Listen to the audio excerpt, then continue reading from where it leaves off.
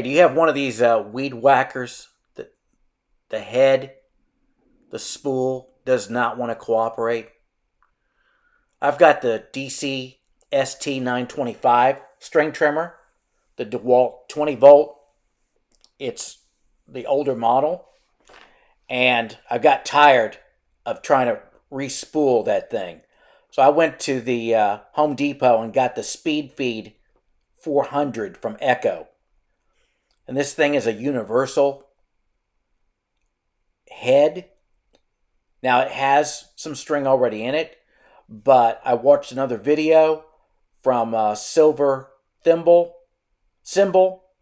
and he was talking about how this thing really makes it a whole lot easier to reload. So I bought this. I didn't reload it this time.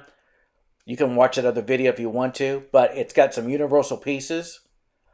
It's got the head that just basically spins in place of the old one. So I took off the old one, putting a screwdriver in the slot. Of course, I went the wrong direction. And then basically unscrewed clockwise in this particular model and grabbed the speed head, the Echo one, and it fit right off the bat.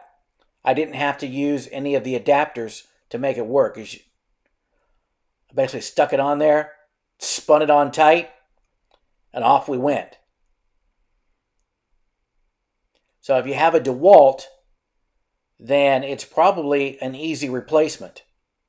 The one thing I did notice was that the first time I used it and it was trying to cut down the string, I had to run the device on low to get it to cut. Otherwise, it kept turning off. But once I got that done, it worked normal. So yeah, if you're getting tired of it, try the Speed Feed 400. And thanks for stopping at Lava Tools. Check you out next time. Bye.